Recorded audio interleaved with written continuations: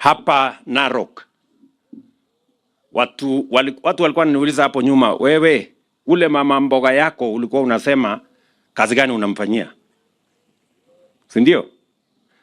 Sasa mimi nataka niwaambie hapa Narok tunajenga soko 11 mpya. Na tayari karibu 9 imeanza kujengwa. Yenu ya hapa ni kwa sababu ni soko kubwa. Ile ingine ya town zile zingine tunaweka milioni 50. Lakini ya town hii tumeweka milioni 200 kujenga modern market.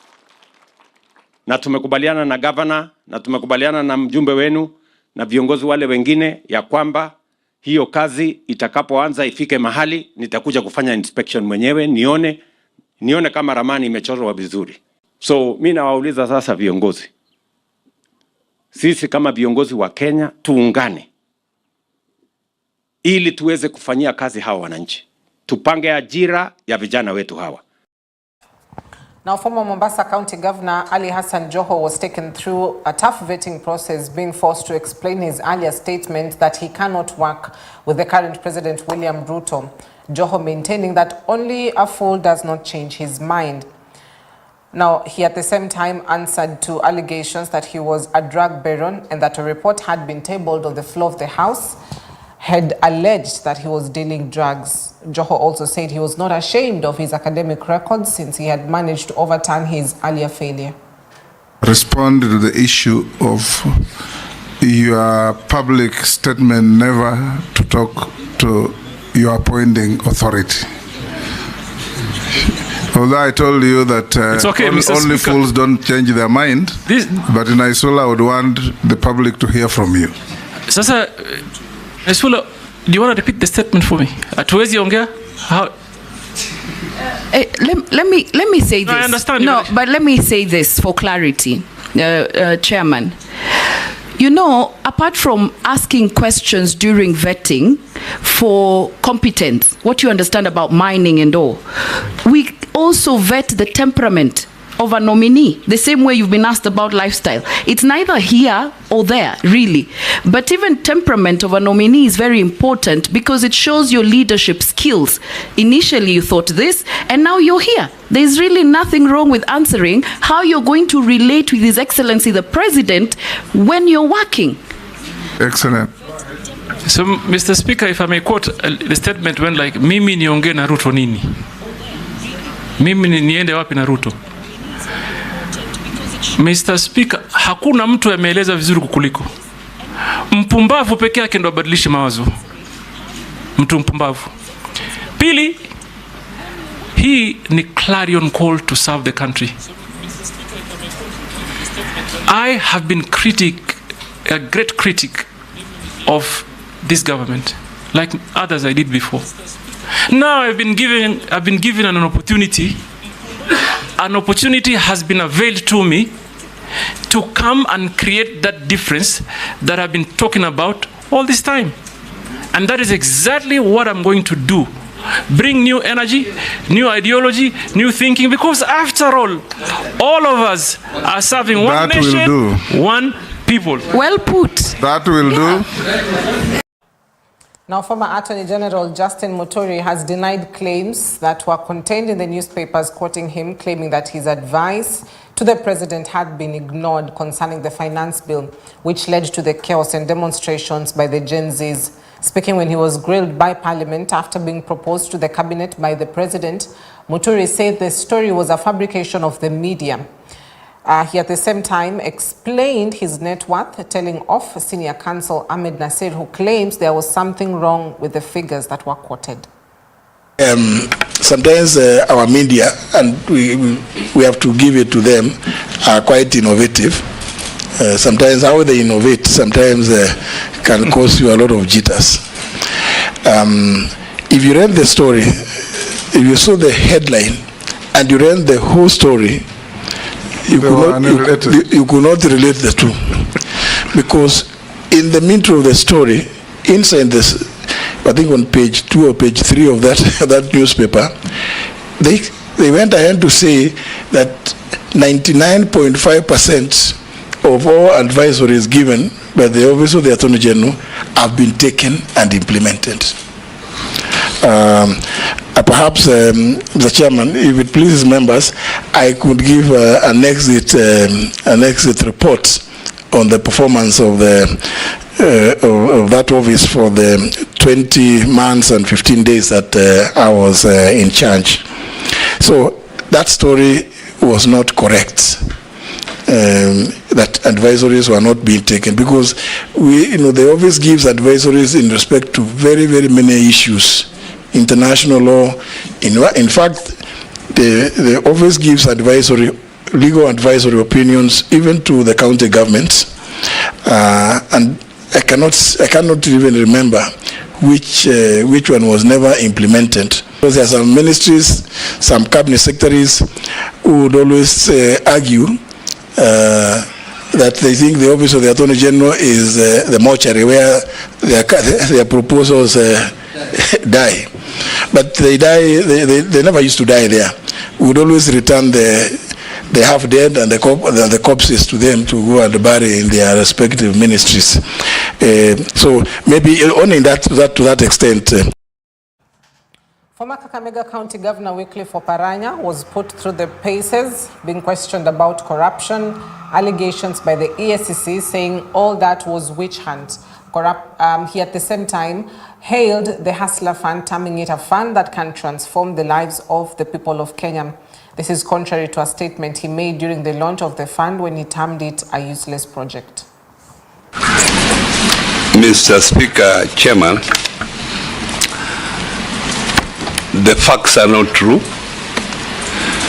Nobody, and I want to say in front of the cameras, nobody has come to me to write a statement. I don't know, this prosecution is one-sided. I've never been given a chance to say my story. In August 2023, you remember what was happening. I was very active in demonstrations that time. August 2023. I've served diligently for 10 years. I've been a minister for 5 years. We have had audit reports. This audit report, there is no report that pointed on me as being a corrupt person. And if you remember, when I was Minister for Planning, the ministry was voted the best performing ministry. You can look at your records. When I was governor, everywhere they are saying where devolution is working is Kakamega County. Till August 2023, when we were doing maandamano.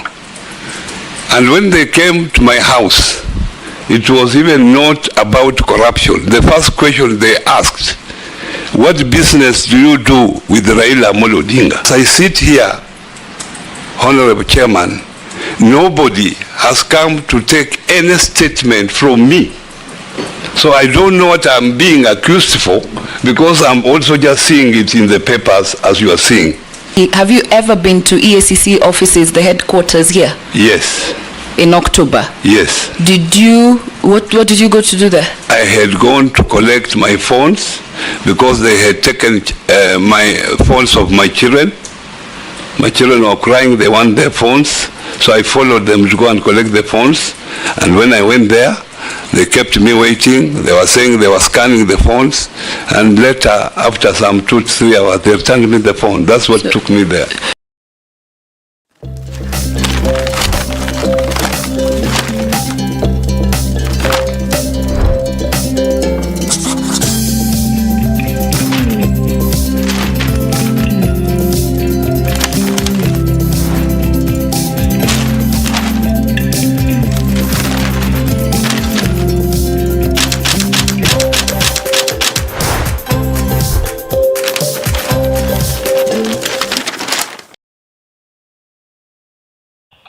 All right, quickly through the newspapers before we get to the interview this morning. Now, Daily Nation speaks of faces behind Ruto-Raila political deal. The faces behind Ruto-Raila political deal.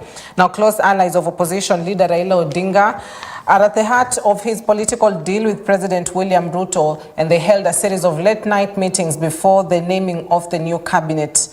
Now, Ruto was represented by National Assembly Majority Leader Kimani Ichung'wah and his Senate counterpart Aaron Cheruiyot. Others also alluded to have been part of these particular talks include Oburu Odinga, the Siaya Senator, Raphael Tuju, former Cabinet Secretary, Kimani Ichung'wah, the National Assembly Majority Leader, Professor Adams Olo of University of Nairobi, as well as Joe Ager, a long-time Raila confidant. And so faces behind Ruto-Raila political deal, they've explained the intrigues behind a July 25th meeting, which subsequently led to the naming of the cabinet, which included members from the opposition party. Now, according to the Daily Nation, also one person that was as well included in the talks was the former Nigeria President Olusegun Obasanjo, who served as a key emissary for Odinga in securing the deal with President William Ruto. Obasanjo was in the country during the period preceding the naming of the cabinet. On his part, President Ruto had a small team comprising of just the majority leader of the National Assembly and of the Senate, that is Kimani Ichung'wah and Aaron Cheruiyot, respectively. And so we'll be also getting into this conversation with our guests in studio this morning just to understand these intrigues. It was a question of who really, rather than if members of the opposition would have been included in the cabinet, so they will be reacting to that headline as well. Also, CS nominees haunted by ghosts of their past as they're forced to explain some of the sentiments they made prior to being nominated to the cabinet. Now, the Standard newspaper, pain of defending Ruto and his ways. Raila Odinga's deputies tried to put up a show. They staggered between their hardline opposition against the government and the need to assure the new bosses. Now, they never suffered indigestion for having to eat their words in the name of prescribing an elixir to many issues facing the country. For instance, on the Hustler Fund, Wycliffe Oparanya, who's been nominated to the Cooperatives and MSMEs docket, says about the Hustler Fund, I think this fund, if well managed, is a fund that will help the people. Now, Ali Hassan Joho, who's the mining CS nominee, says only a fool does not change his mind. I have been a big critic of the government, and now I have an opportunity to create a difference. So pain of defending Ruto and his ways will also interrogate this particular situation that we're in now. What does this now mean for opposition leaders, particularly those that have been nominated to cabinet? How will they be able to balance between one, still being in opposition because they're still members of the ODM party, but they do not hold party leadership in those in that particular party, which is of course a requirement for one to be nominated to cabinet, versus having to, defend what policies the government may come up with, or some of these ministries that they have been nominated to, having to defend some of the policies they'll be able to come up with. So we'll also be interrogating that, and whether that puts the opposition in a catch-22 situation. Also, top of the page, Gen Z's plan Nane Debos that put parties in ruins. The effects of the protest by youth are not just being felt at State House or in Parliament. Political parties are in turmoil as a result. So Gen Zs have as well planned the new Nane protest, which happens on 8th of August, which is basically the 8th of the 8th month of the year. So we'll also be interrogating that as well. And then finally, to the Star newspaper, Ruto's cabinet picks net worth 10 billion shillings. Most of the nominees list land, residences, and company shares as some of their wealth, as Joho tops the list with 2.3 billion shillings, while Muga declares 31 million shillings. That's the youngest CS nominee to the cabinet. So that is the headline on the Star that speaks of a millionaires club. An analysis of wealth disclosures put cumulative net worth at about 10 billion shillings, even as the university degree and drug trade claims haunt former Mombasa County Governor Ali Hassan Joho. So, of course, the net worth has been on public domain. This is just part of the process to ensure more accountability perhaps to the government, or at least to the people, even as, various reactions have come in concerning this net worth, some that have increased significantly within the past couple of months when they were still in docket. So that is the headline on the Star, even as fresh twist offers relief for Tuju in fight with bank over 2.2 billion shillings debt that is on the corridors of court. So those are the headlines on the newspapers this morning, the Standard, the Daily Nation and the Star. That speaks of more about the cabinet and the, after that particular vetting process ended yesterday, but it's more about the cabinet and just the people that have been picked and what are some of the things that they talked about during this vetting process. So that is the newspapers.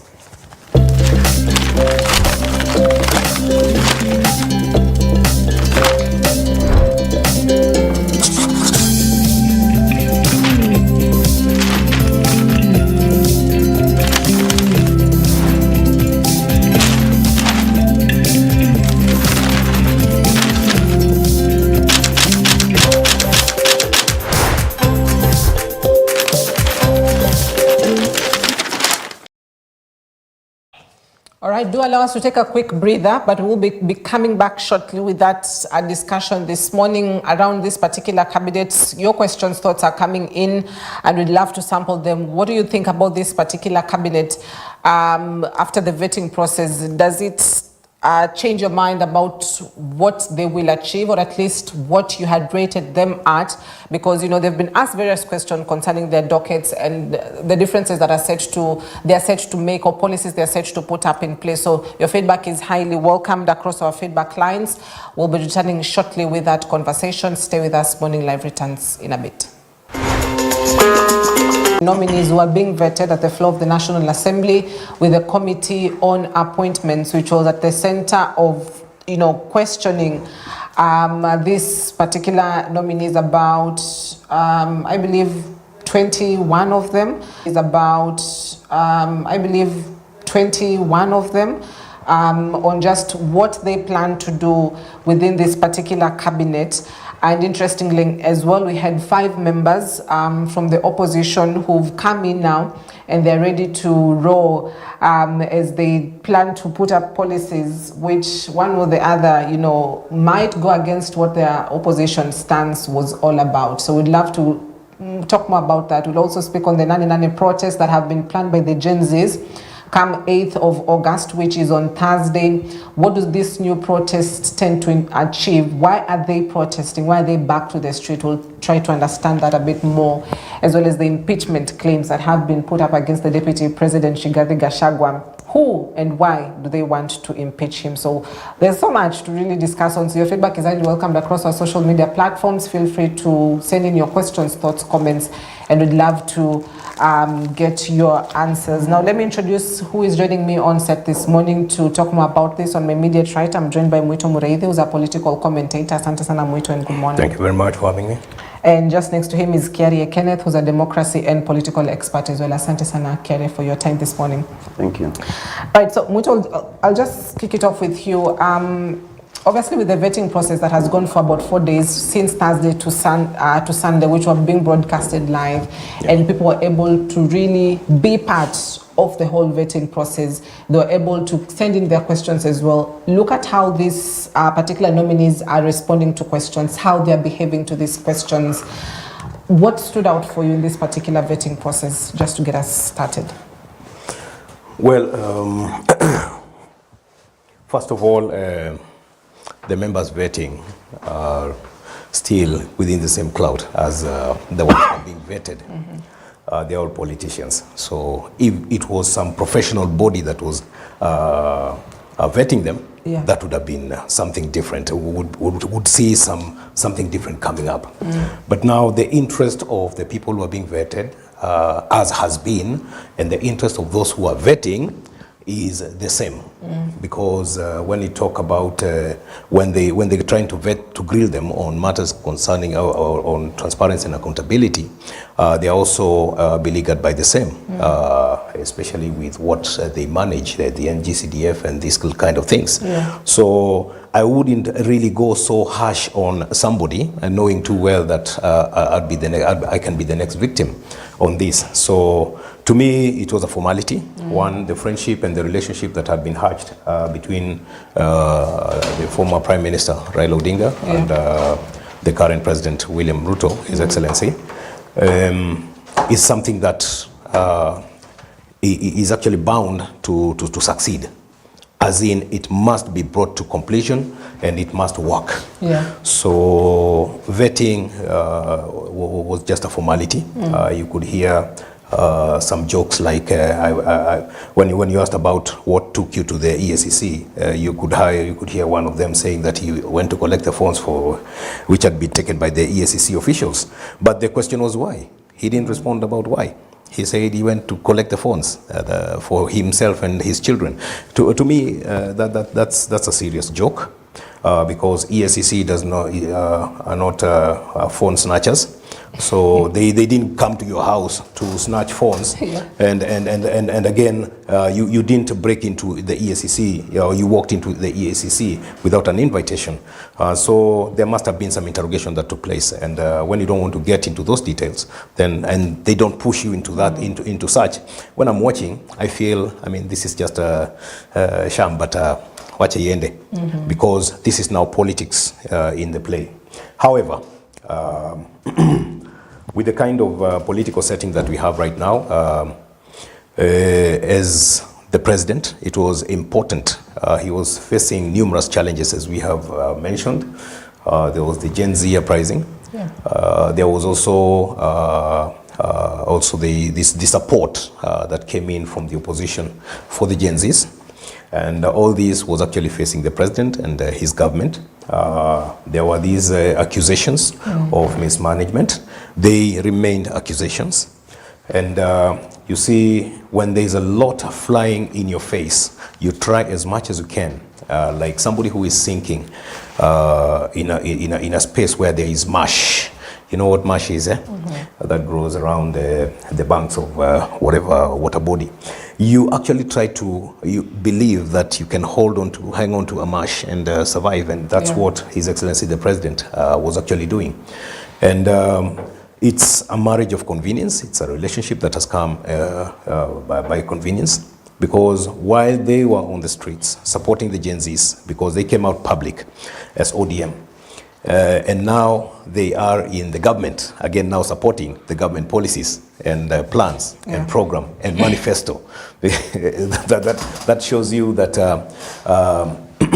the sincerity of this whole exercise is something that we'll have to wait and see how it works. Right. Because and to conform into this system, that will be something new. So the MPs, the people who are being vetted still within the vetting, will have to go through that baptism process, that catechist process. Catechism, And we'll come to that in a bit, because to be born into it. There's a public perception that they now have to deal with. So we'll come to that in a bit. But Kenneth, I'd just love to also get your views on, from where you sit, were you satisfied with how the vetting was conducted, the questions that were being asked, the issues that were tackled in various ministries, considering that it comes at a time when there's a lot of public scrutiny on who goes into vetting, on whether or not they'll be able to perform in this particular cabinet? Why are you satisfied from where you sit?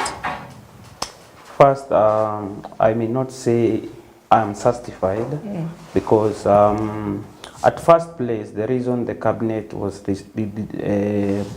disheveled was because it was dissolved, because there were interest the Gen Zs had brought to press.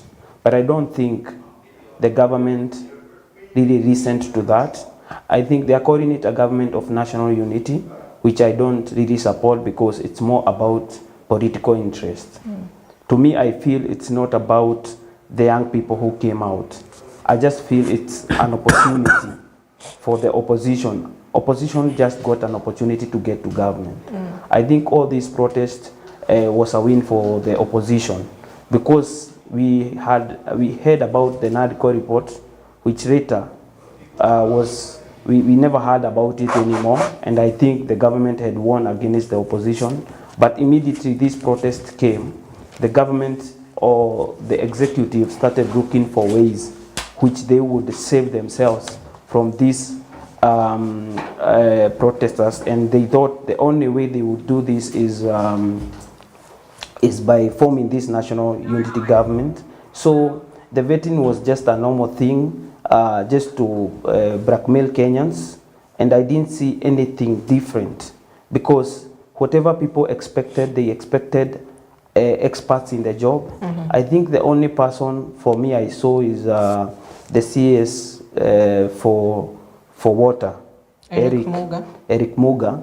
That's the only person that we saw had the expertise that is needed for that ministry, and that's what the Gen Zs I think were calling for. Because if you look at defense ministry, where they put Soipan Tuya, I think she doesn't even know, she's not aware how to run such a kind of a ministry. Because even if she's bringing leadership skills into the ministry, I think she needs to know things like about the military, about the weapons and everything. Because you are heading a very, very crucial ministry that needs somebody with a lot of experience about the defense. I think the right thing, what we were expecting, maybe a general who served in the military to be brought into place, I think would be able to put that place in order. But I think because of the political interest and the tribal politics that have really taken roots in our country, I think because of region representative and all that kind of thing, we cannot be able to change automatically. But I think in future, there will be change where we will not rely on tribal politics to make decisions for Kenya. Because I think the night meetings that were being held to bring, to try and see what is the next big move. Because yes, as the Gen Zs, we can come out and speak our ideas and speak about the need of accountability in this government. But because of those interests, maybe for Ruto, he knows what he needs. He's not thinking about the next generation. I think he's more thinking about the next elections.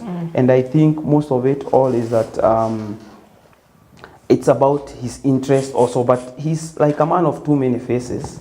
Because today you see him very passionate, talking about the Kenya, talking about democracy. And he's very passionate, sharing his ideology and visions. He's a very visionary leader. But in the other hand, because this country is run by also politics, he has to become a politician at night. Yeah. I think at daytime he's a very visionary person. At night, he's a politician. Right. So, which now brings me to, here we are now. As much as the Gen Zs did not want the opposition to come into, to the cabinet, or at least to have new, fresh faces joining the cabinet, but here we are. Some of the people, as you said, you've questioned whether or not they are capable of running these ministries. Some are from the opposition. So how now does the country tune to the fact that this has happened? How do they tune to that to ensure that as much as, they do not agree with some of the members that have been picked in this cabinet, they can still keep them accountable? I think for that to happen, people have to accept. And I think we have a constitution in this country, and whatever the Gen Zs were doing was so good, and it is something that has brought a big change in this country, because before people never feared even to speak about government, because you can see there are a lot of abductions and all that kind of thing. And I think it's back, but this generation is showing that we are not going to relent, we are going to fight on. And I think for me, I don't see much change, but I think if we continue pushing, a change will still come.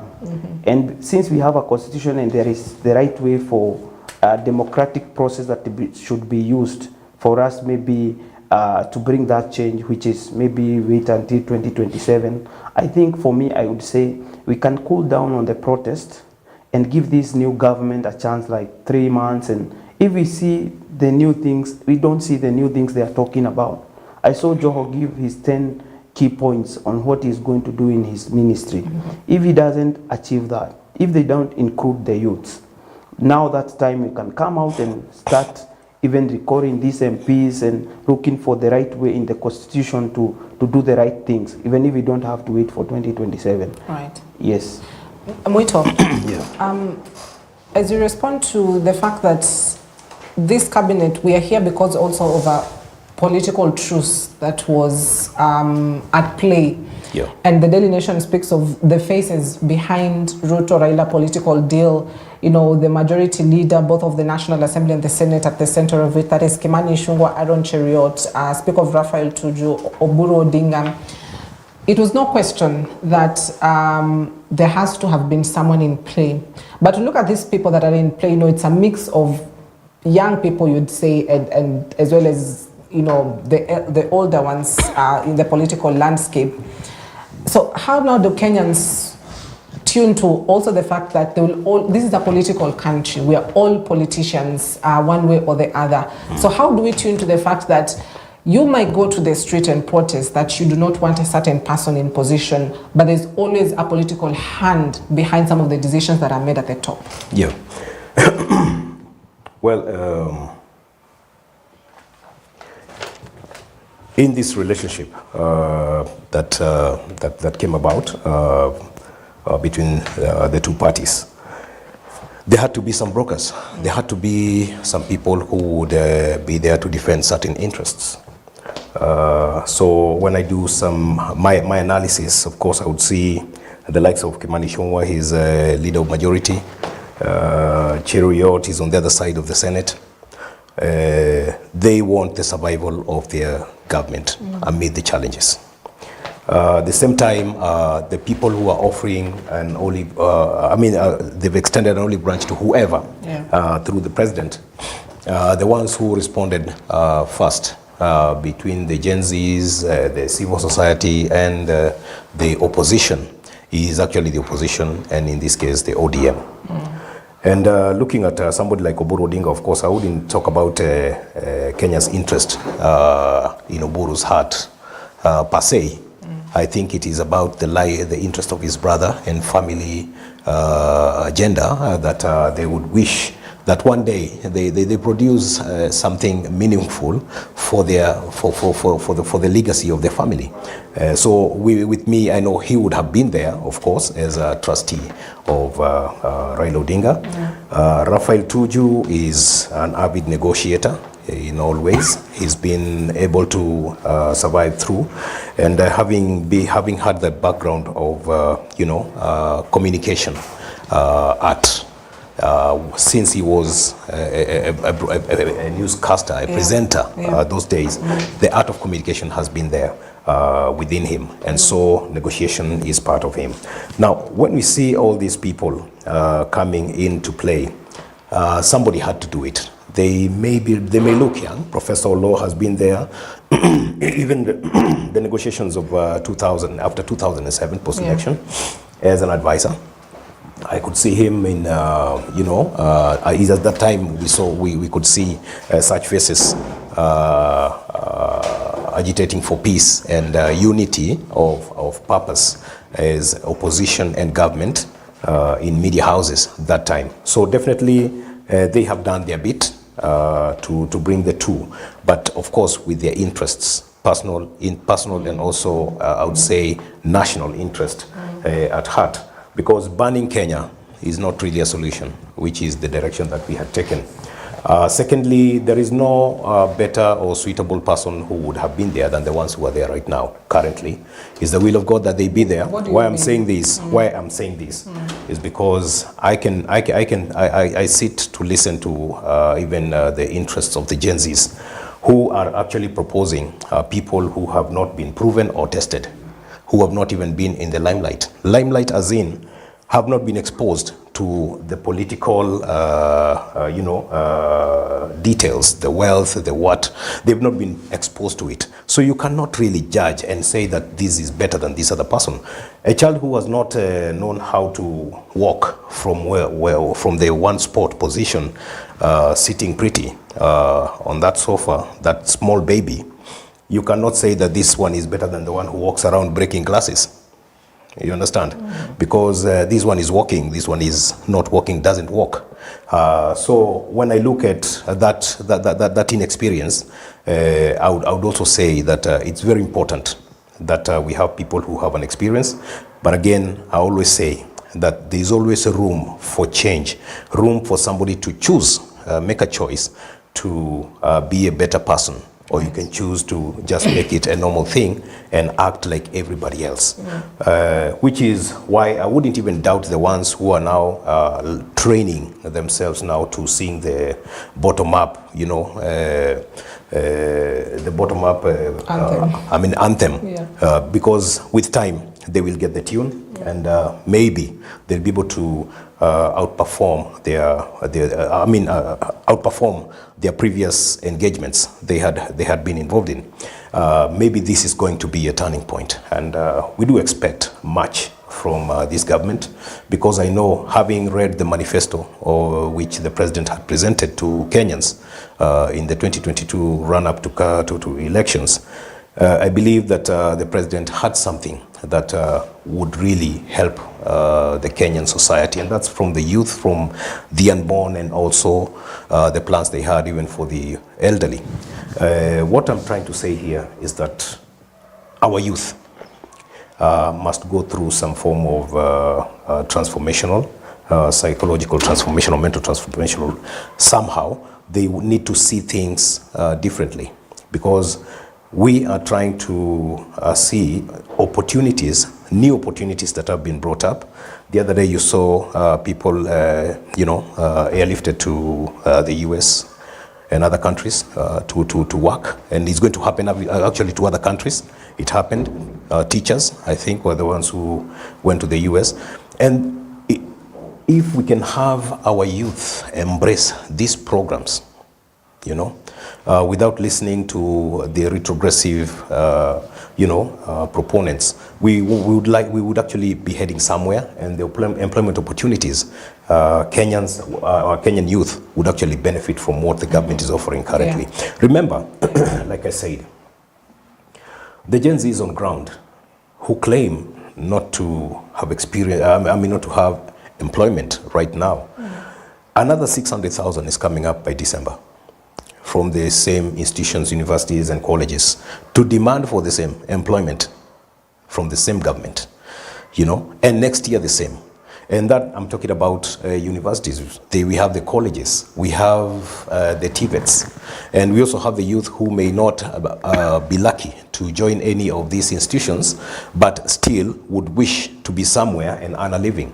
I think it's time we have the youth also from the colleges be taught something away from what they have undertaken in as a faculty. They can see themselves as actuarial scientists, yes, but get the interest, be psyched up to drawing out their other potentials, because they have a lot of potential that would actually help them in other fields or spheres of life. Right. So I think what we're seeing here, getting back to the gentlemen who have been used, they have done their part. They have brought the interest of Raila Odinga to the government. Yeah. And I'm saying the interest of Raila Odinga because soon as the acceptance of the appointments by the several MPs, the several members of ODM, Raila's papers were actually submitted to the AU. So it was a deal that was brokered. It had interest, personal interest, and so that is ODM for you. Right. Yeah. Kenneth, here we are yet again, which takes us back to 2018, when we had, the handshake, the very famous handshake between former President Uhuru Kenyatta and Raila Odinga, and which now also shifted the country's political landscape, because basically those that were in opposition seem to now be, supporting government, and those in government, obviously we know with the breakout with the then now Deputy President William Ruto. But here we are again, where you've got 4 members of ODM party, a top leadership of ODM party, a top leadership of an opposition party, joining, government, and eventually they're going to have to start singing the bottom-up economic transformation agenda, because we don't want to see a cabinet that seems splitted on views and opinions on policies, which means eventually they're going to have to support the government and the agenda. So, isn't this history yet again of 2018 and where we are, we're still at that point yet again in 2024? Okay, for me, what I would say about that is Raila is known to be a very lucky person when it comes to politics, yeah? And there are people who call him Muganga, Mchawi, and all these names. But in real thing is about reasoning, and I just want to say those words might be true. Not, when we hear of Muganga, we think it's that Muganga we go to the forest and all that kind of things. But in this thing, that's not what they mean. They mean he is a person who has a different reasoning when it comes to politics. He's a politics genius who knows how to take opportunities when they come. And the reason he has been into all governments is the reason why they have called him that. And they have thought he is a Muganga, because this guy, I heard one of the politicians saying, when Raila talks to you, anakuingiza box haraka sana. His reasoning is very high in terms of politics, and he knows how to take opportunity in every government. And I would just say, it's not because, yes, he has been a very good person when it comes to accountability, bringing accountability to government, whatever the Gen Z are doing now. And he has been this person who has been fighting all the way through. And I think out of this fighting, although we have won some things about this hardship, but I think the biggest win has been him, who has been, he has been winning because of getting personal interest into place. And that's why you see the people who benefited are those people who are in the higher rank of his party, because those are the most royalist people who he has. So even when he wants to make a voice in the government, he will use his royalists to get whatever he wants. So I think one of the things is he's an opportunist, and I think he has been very lucky to be able to go through all these years. Some would call him a strategist. Yeah, that's what I said about being he's a reasoning person, and he knows when to take an opportunity. And whenever a new government is formed, he starts with maandamano, trying to fix things, trying to bring, like now they were bringing up the Nadiko report and all that kind of things, trying to push himself inside government so that he can get something from that. Yes. All right, so now, what does this mean now for the opposition from this point onwards? Because we do understand that, there's an Azimio coalition that is still left on the other side. They had a meeting to which, Kalonzo Musyoka said he is very still much against, the cabinet picks from ODM party. So from this point onwards, what do you see or perceive the opposition will be behaving like from this point onwards, putting in mind that there's still an Azimio coalition, which seems very much splitted, because now Kenya says it wants to exit itself from the coalition. So what next now for the opposition? I think now there is no, I think there is no opposition at the moment, because even, you see, even Kalonzo Musyoka is pushing for and he's looking for something. So he might try to fight the government through opposition, but there's something he's looking for. So I think people now are saying that the opposition we have is the Gen Zs, because I believe Gen Zs are the only people I've seen trying to bring that accountability and trying to speak out ideas that should be put into government. So the opposition has already been swallowed by the government, because you see whatever Ruto did, Ruto put his interest first. Because yesterday I was watching Deputy President giving his interview in a local station, and I came to understand that Ruto is that one person who will do his leadership mostly alone, and he wants people he can maybe command the way he want to his vision to learn. Now, if you go against him, it's likely for him to put you out. So what I mean is this: the parliament is. We have had things like parliament being bought and all that thing, and I can say that is true because whenever I had the deputy president speaking about yesterday, he said that he is not going to pay anybody to save his seat. If they are impeaching him, he is okay to be impeached, but he is not going to pay anyone. So it means there are people who are approaching him and telling him, we are going to support you when these things come, so just give us something small so that we can go on your side. The same thing has happened in our parliament. Our parliament is full of deal makers. I think there is no much of leadership in that house. It's deal making. What is my share if I support the government? And that's why you see, we may not like Kimani Ichung'wah, but Kimani Ichung'wah is the voice of the president in the parliament. He's the majority leader. He has to make sure that whatever the president wants is done at all costs, even if it means to outseat the deputy president if he's not going around what the president wants. And that's what they are doing. Now they have swallowed the opposition. Now they are even more stronger. If people think it will be easy for President Ruto not to come again in 2027, it might not be that easy because his interest, he has already shown his interest. But I do believe in change, but also when I look at politically, I think the people who will lose it more are those people who are setting their own personal agendas and not listening to the people. They are not doing what the people want. But mostly, I think 90% of the current government and the current people in leadership, they are going to go home. I think the only person they are trying to save, and he's trying to save himself, is Ruto. And Ruto might come back as the president, but most of those people he bought, who have made people angry, you saw what happened to Sakaja yesterday, everything is showing that people are angry against these people. Right. Yes.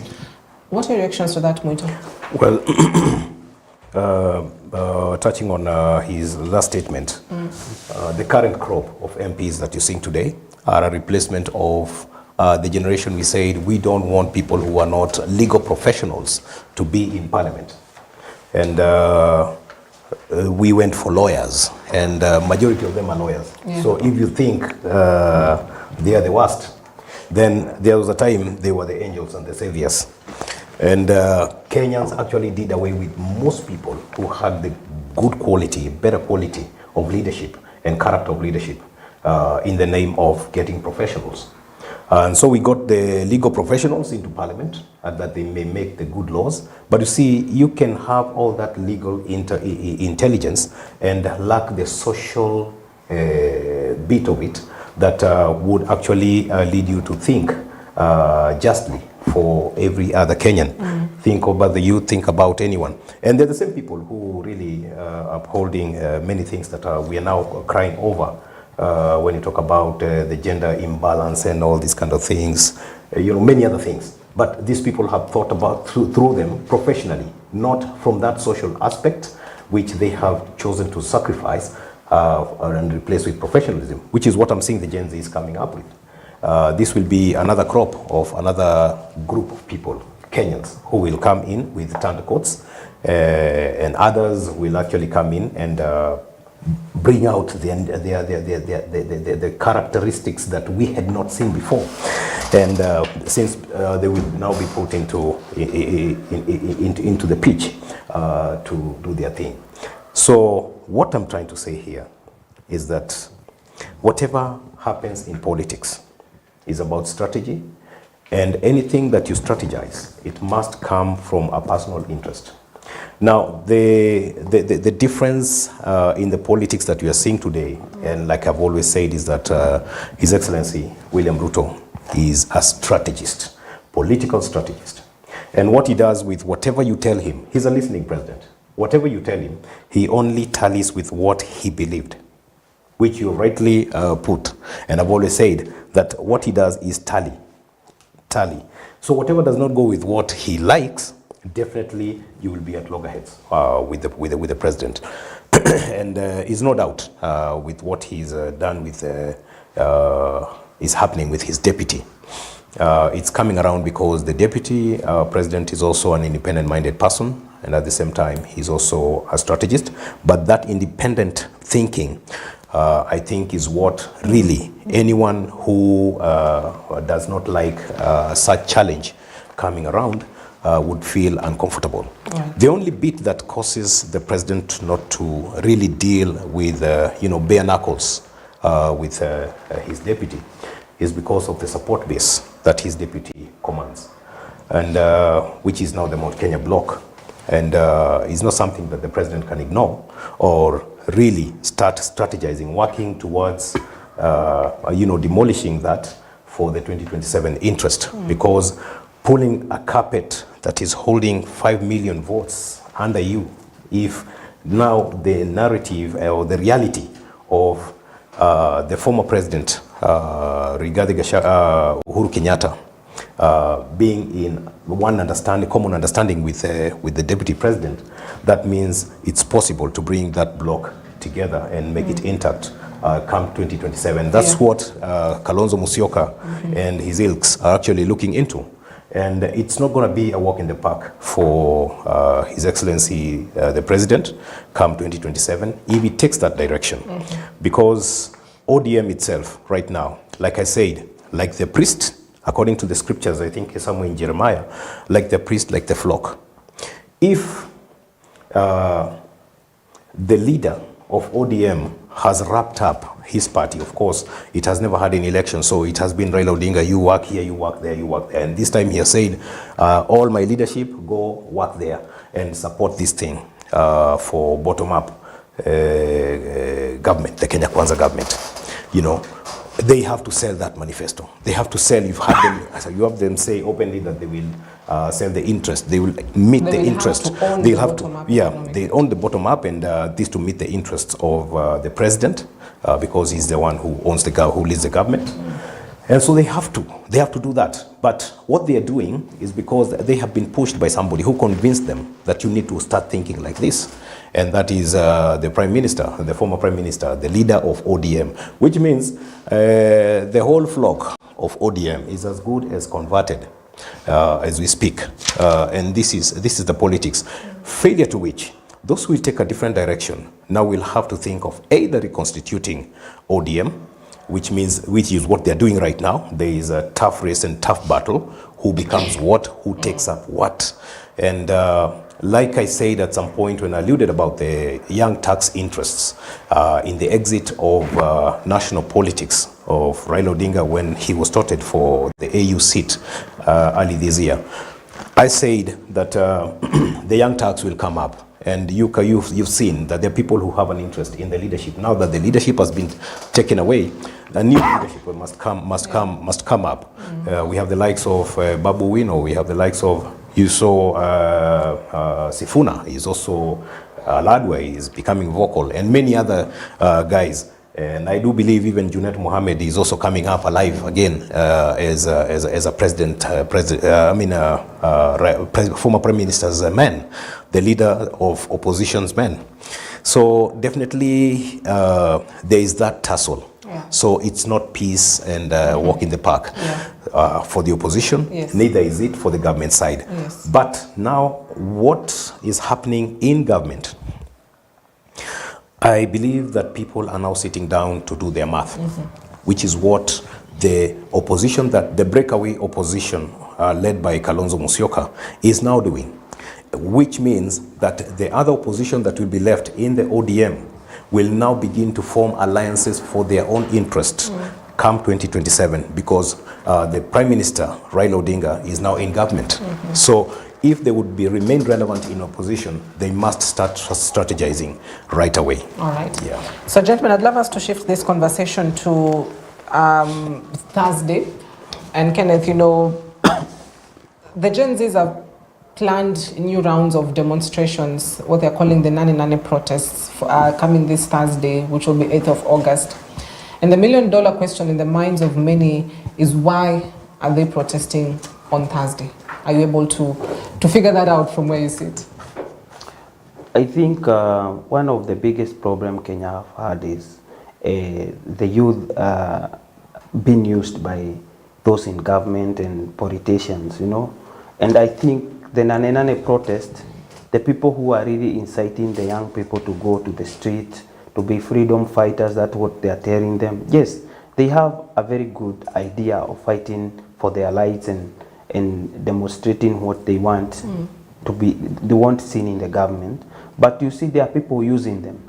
For a very long time, youth have been used badly in this country by politicians, by people with their own personal interest, especially those who want to get to government. Because if you go to X space and listen to all those spaces that they are bringing up, they are having this hashtag they are calling Ruto must go. Yes, and they are putting it across to a point that most politicians are saying they are people who want to overthrow the current government, and which I can really support, because I think there are people who don't mean well for this country, and they are really doing everything possible, using this Gen Z movement in a bad way so that they can get their own interest. And you know, this war, it's a bigger war than we see it, because the point of losing the peace of this country, it's a very quick thing, something that can just happen. There is some person who sang and said, it takes 1 million people to build a reputation, but it can just take one person to destroy it all. It's just like this building. It was constructed by so many people, used a lot of finances, but one person can just come and burn it down.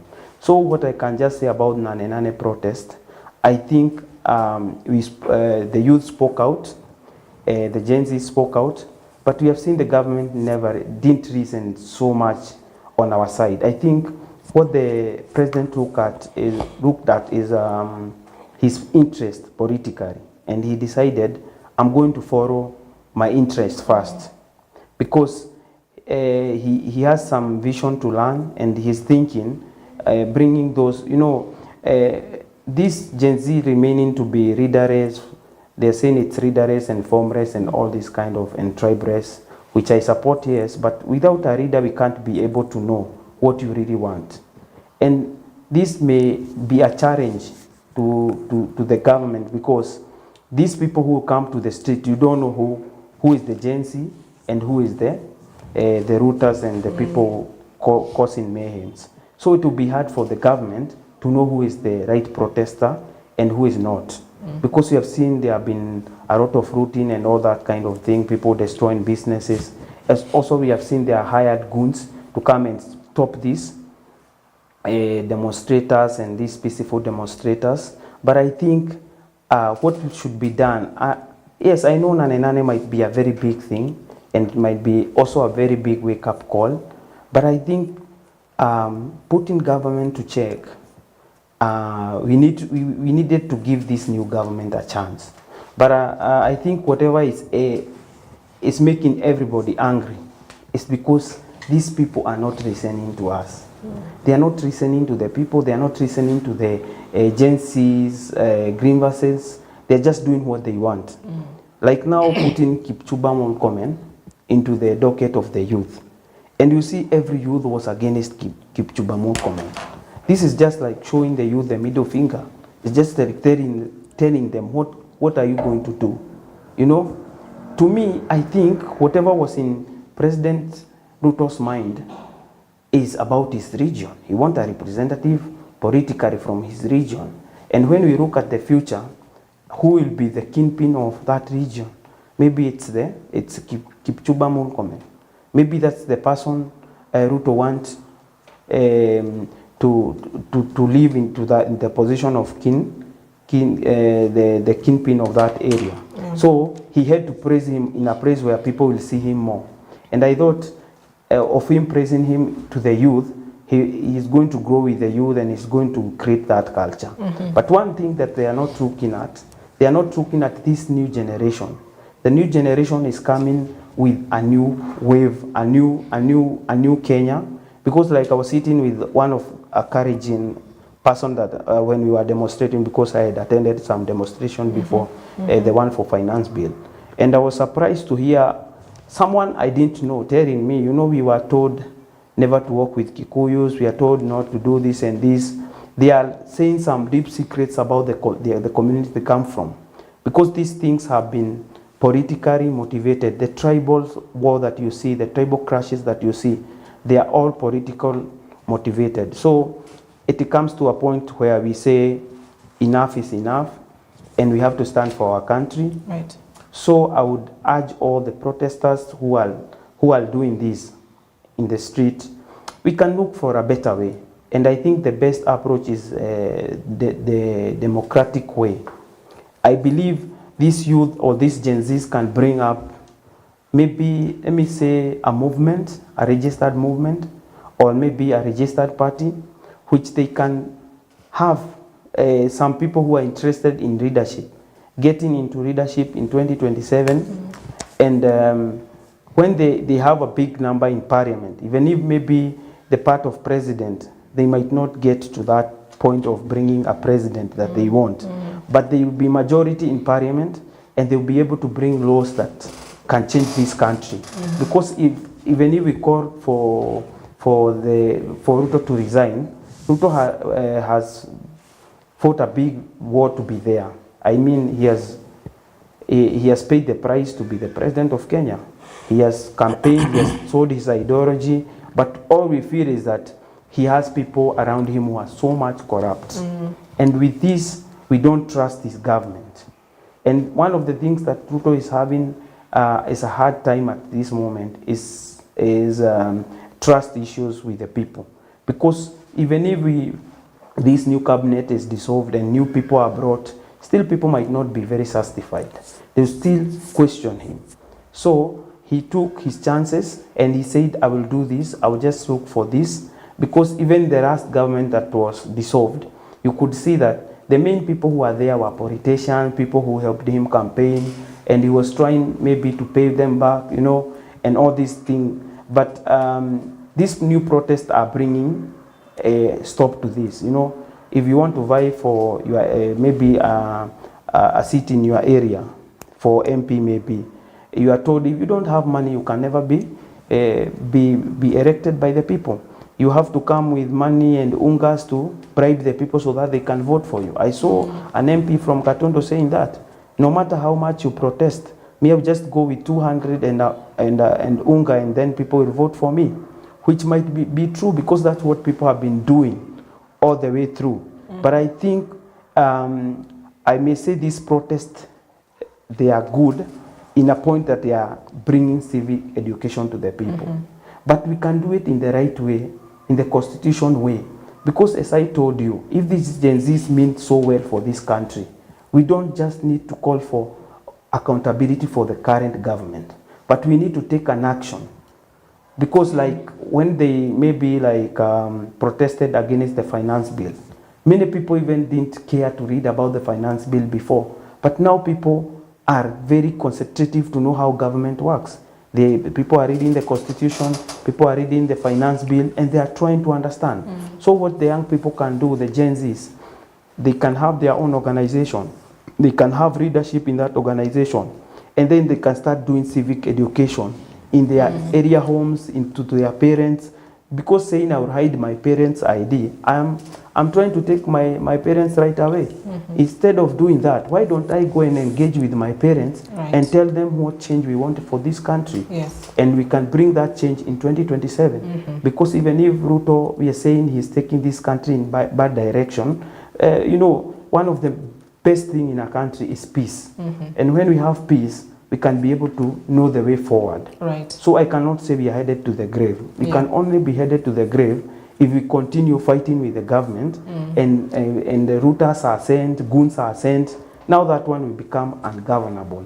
All right. Yes. Muito, I think what I'm picking from Kenneth is that the biggest problem the Gen Zs have is that they do not have a structure. To the extent that the head of state calls for a dialogue, but they say they're leaderless, so who does he talk to? To the extent that there's no structure for somebody to organize and say, okay, this has happened, so how do we get ourselves to that particular top position or to be at that, you know, bargaining table? How do we get ourselves to go out and do civic education? But it's just, you know, protests that we keep on seeing, everyone says, let's meet Nane Nane. And it sounds like that's the biggest problem that there is that we've got young people who are very energetic, they're ready for change, they want change, but there's no proper structure on how they advocate for what they want. And clearly that's why we're having the protests. Sure. Being faceless and having no any form of leadership structure is actually a negative for the Gen Zs. And I can remind them of what the former Member of Parliament for the whole Embakasi, those days, the late Mwenje, used to tell us while we were supporting our young guy called Ferdinand Waitito. He used to say, mukikosa kujifaga, tutawafaga. And this is what is happening with the Gen Zs. Who is organizing the Gen Zs? The civil society. Who have been vocal. No, they've been vocal on TV, talking about the next move. They've been vocal on TV, saying, hey, we had agreed that our riots end at 5 p.m., starting at 8 a.m. The same guys. We saw the Khalids and the likes of such. They were there. These are civil society members. So if the Gen Zs don't organize themselves, they'll be organized. But how will the Gen Zs organize themselves? First, having realized that there's nothing like being faceless. If you're faceless, you don't have an agenda, a specific agenda, because you're formless and there's no sense of direction. You understand? That is the interpretation of this whole thing. And I think when we had a debate here with the Gen Zs when we were the heat of things in Kenya, I told the Gen Zs, it's time you go back to college. Use what you have. A University Students Association, College Students Association, and all these TVET institutions begin to mobilize such and have your organizations address issues of where you expect to go after this. Now, that would be your agenda, which means it's very easy to present that one and make sense. I saw them heeding to this call when I saw them in Mombasa sending their student leadership to speak to the president. And it was very interesting that the president actually promised to give them an appointment to talk. He couldn't talk to a nobody. He had to speak to, now the person who has been invited, like that lady from, I think, Kenyatta University.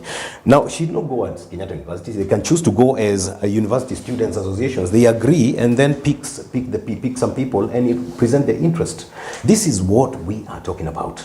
And much as we would wish that the energy of the Gen Z, the Generation Z, is put into right use, there are people who are out there planning to misuse it.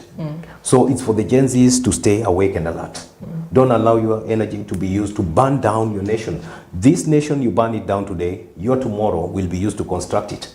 So we'll have to beg and urge the young generation to go back to the seats. There are some who are actually exiting the Gen Z age bracket. So what you're going to do with it if you form a Gen Z party? Are they going to also vacate, leave the interest, the agenda of, surrender the agenda of which they had initiated as members of the Gen Z?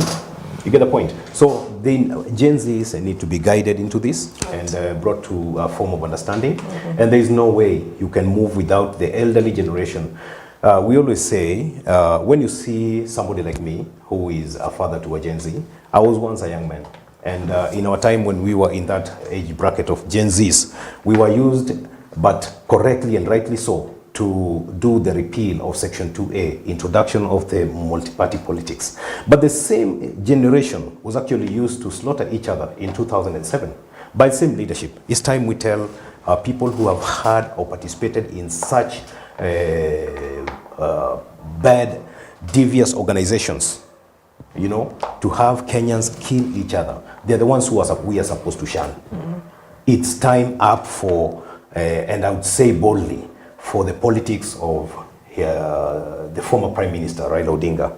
It's time up for the people who had their heydays in politics in 2007, 2202. And before then, it's time. That's how come somebody like me who has vied twice and not had enough to take me to where I wanted, I gave up vying for a political seat and decided I'll become a political consultant and now begin to give the advice that I can be able to offer from the experience that I've had, having been in politics, active politics since 2002. So it's time we step out so that you guys can have some space to do this thing. But I think we need to do this in a very sober, peaceful atmosphere. Right. So I would urge the agencies not to allow themselves to be used by the civil society.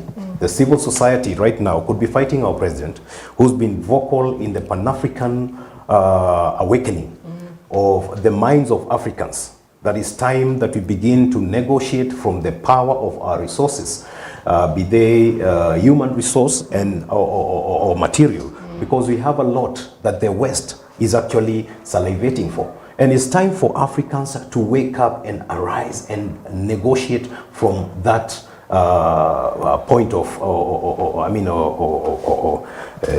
standpoint. You know, once we do that, once we break the likes of President William Ruto, the likes of the Ghanaian president, the likes of Malema, the likes of these transformative minds taking after the Gaddafis and the Kwame Nkrumahs, we are actually not really helping ourselves by not seeing outside the box.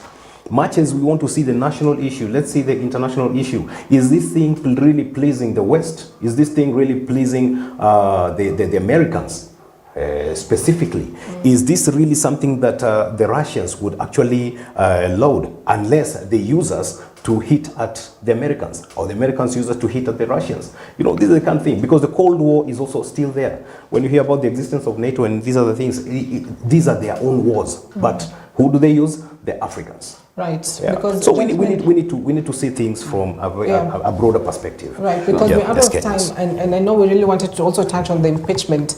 I'd love to just get your remarks in such a short time, in a minute, on just these impeachment claims that have been put up against the Deputy President Rigathi Gachagua, to which he was in Murang'a, I believe it was on Saturday, and he said, you know, he loves his job, he's just going to work for the people, and that, you know, it's best for leaders to learn to listen to their bosses. So, Mwito, in just a minute, quick reaction on this particular impeachment claims. I wish I had to, but thank you for the 1 minute. One, the office of the Deputy Prime Minister, Deputy President, is an elective position. He was elected together with the President.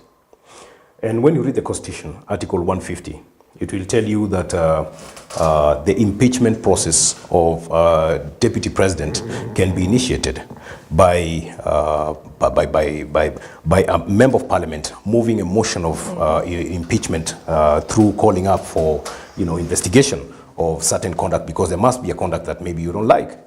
And I think with what they have with Rigathi Gachagua, really does not hold water. But looking into that bit of law, it's going to be a bit tricky, because I'll now have to jump into, you know, jump over certain points. There is no provision, personally I have seen, in this constitution of a replacement of a deputy prime minister, deputy president. So definitely that would mean that that would be an introduction of a new structure of government that is not constitutional, really is not in the constitution. Although in the same Article 150, it claims that whatever laid down procedure for the impeachment of the president applies, will actually be translated or customized for the office of the deputy president, which is in Article 144 and 145 of the Kenyan Constitution. And looking at it from that perspective, it means that it's going to be quite a tedious process, because it will be Parliament discussing it and discussing this in plenary, and meaning all members will have to do that. Then they present this to the Senate, present it also to the judiciary. which forms a tribunal. This other one forms a committee. You know, many other things that will take place. So what I'm seeing is that this is something that is a hot air balloon that will burst in the air. It might take off, but it will burst in the air. So hot air balloon. And I'd love us to come back and have this conversation yet another time, so that since there's so much you have to say about that. It's so deep, But Carrie, a quick reaction on these impeachment claims. 2 years into office, actually not 2 years yet, because they clocked 2 years in September. But we're having this, initially it was, there's a Ruto Gachagua tiff, then we sort of saw that bromance come back, and now we're having allies of the president who have been accused of, in the process of initiating impeachment motion against the deputy president. Well, we're yet to see that maturity of the whole motion and whether or not, members of parliament will vote for it or no, but they just claims that there's this process that is just about to start. Quick reaction on that in a minute. When I was watching Rigathi Gachagua yesterday on a local TV station, I saw him say that he has been told, he has not seen the motion himself, but he has been told by his cross eyes there is something like that. And according to him, he said that what I may want to put across first is that Gachagua has totally been out, he's outside the government at the moment, according to how I saw that interview, because there is a point he said even his own aide was shot when heading to his current office. So he was talking about these people abducting even the Gen Zs. He's saying about the security sector being compromised and all that kind of thing, telling us of the dark days of William Ruto. And I would go by the saying that says, whoever lived through the night will live to see a brighter day. So if he goes through these dark times that he's going through, because if it has reached to a point that his own aide is being shot by some others being abducted from his own office, this is a clear thing that he said the people who are going against him is his own people from Mount Kenya, and they want to repress him. Even if they don't repress him now, in 2027, I can assure you, he's not going to be the running mate for Ruto. The person I see that they are really talking about when I listen to all those groups that I am in, they are talking about Waiguru, they are talking about, and there is a time President said, there is that gender inequality and all that time. This is something that has been there. And it has been so hard for Gachagua to be able to continue serving as the deputy president. Because you can see everything that he is doing has been sabotaged. You see, he's not the one who welcomes the president like before. Mudavadi is the one who does it. He's not involved in national matters. Gachagua is being sent to do the heretic bruise, something that can be done by a governor. And yet he's passionate about it. Yes, he sees his brother and everything. You have to create a story. This is it's about politics. And now he's being sabotaged. You hear they are opening the bus. The bus that he said the week crossed akienda huko anapata hizo bus zimefunguliwa. So what is this telling us? That the president yesterday said clearly that the deputy president said clearly that naongeanga na president, I tell him my idea, he listens to me, and sometimes he forces me into his idea. And since he's my boss, I have to follow all that he tells me. Whatever Gachagua is trying to do now is to become humble so that he can serve his remaining term. But one thing I assure you, in 2027, he's not the one to be there. And that one will be a very, very big challenge for Ruto to gain power again without the Mount Kenya. All right. Thank you very much, gentlemen, for both of your time this morning. We'll really have to pick on this next time, but we are way out of time. And I was in studio by Muito Mureithi, who's a political commentator, as well as Kiari Kenneth, who's a democracy and policy and political expert. Thank you very much, gentlemen, for coming into studio this morning just to weigh in on various issues that are currently at the talk of the nation, that is on the cabinet.